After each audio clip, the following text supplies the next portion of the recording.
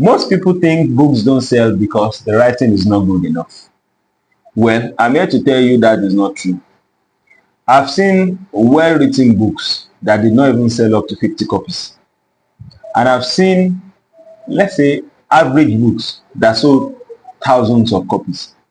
So the question is not, can you write? The question is, can your book sell?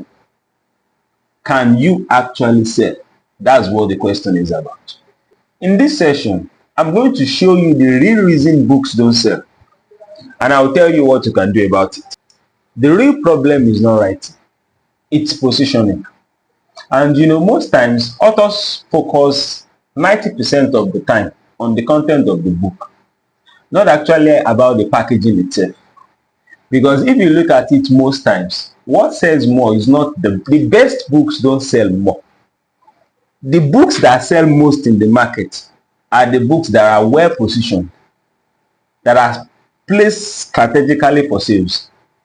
So, the mistake authors make most times is that they strive to write the best book. They pay hugely for editing, for formatting. They go for the best designs.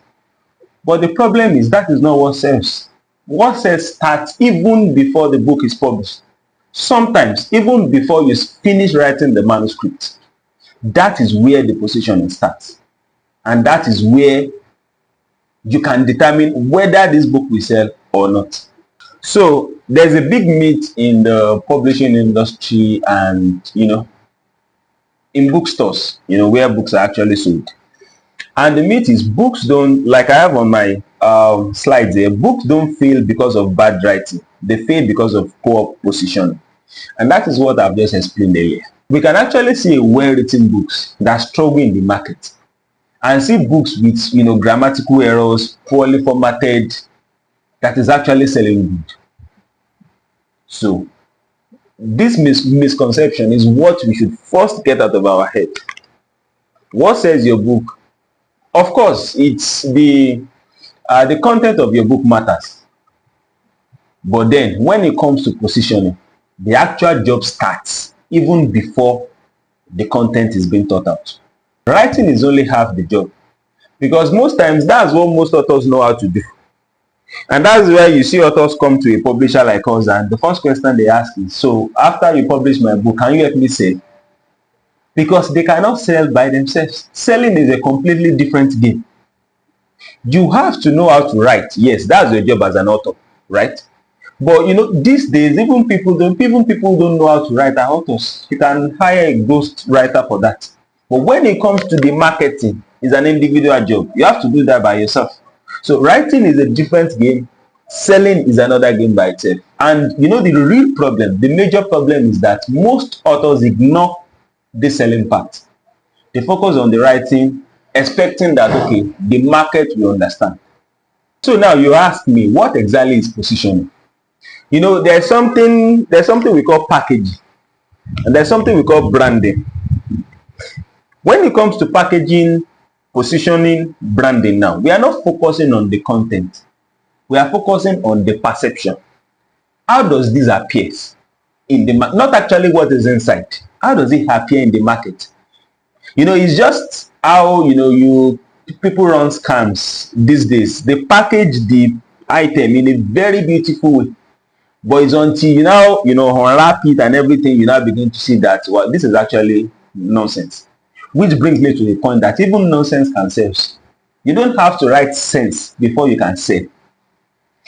Of course, writing sense is good for the long term, but to be accepted in the market, you have to focus on your branding, your positioning. So in summary, what sells your book is not what you wrote, but how it is seen.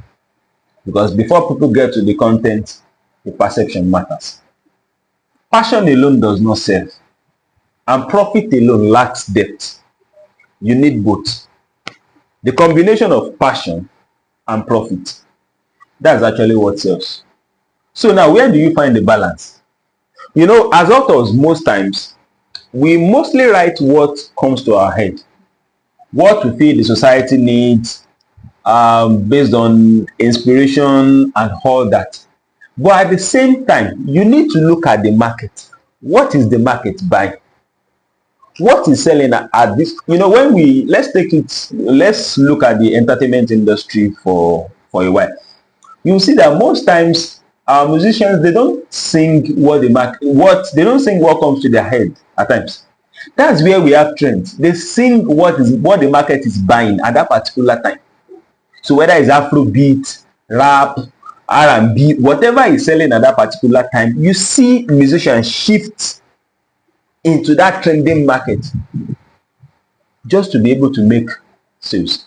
So, and that is what we are talking about here. The balance is what people want and what you care about. What do you think you have that the market needs? What do you think people want to read?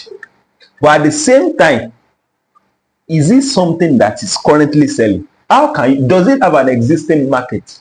Before you write the first word in your manuscript, you need to conduct market research. How many of these type of books in this particular niche has been sold? What is the Amazon report on this particular niche? Is it selling?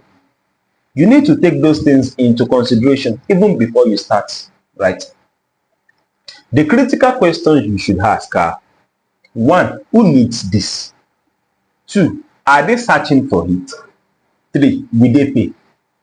So in context, there are several things you need to know as an author beyond figures of speech, whether you want to write prose, poetry, drama. Those things matter. But actually, you need to conduct SEO research.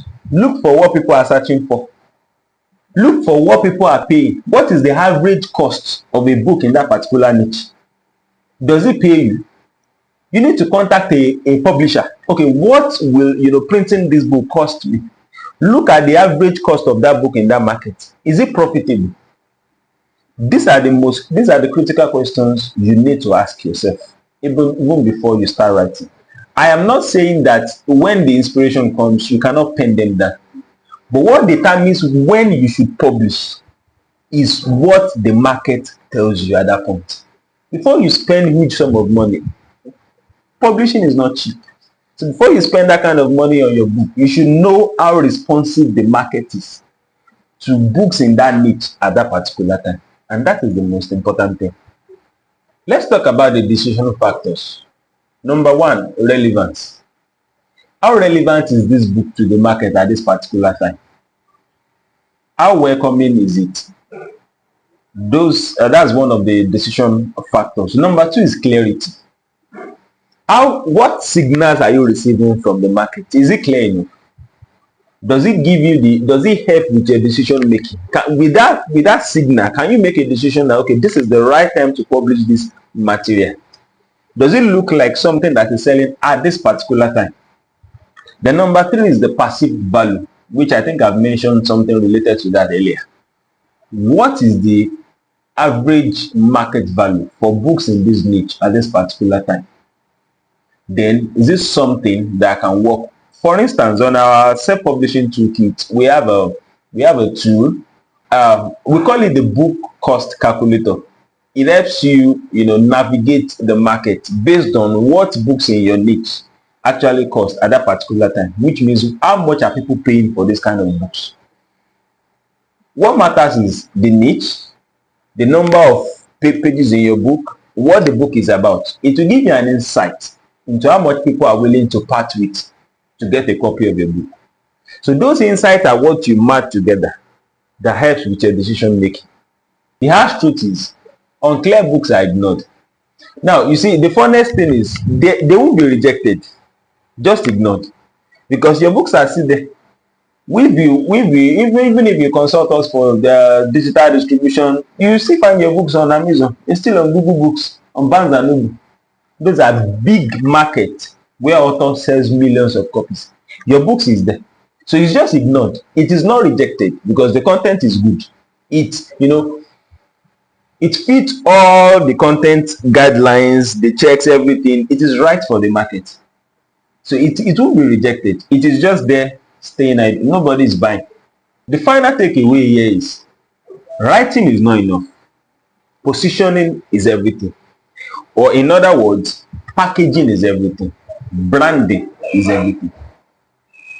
So what next? What should you write in order to sell? Well, meet me in the next session.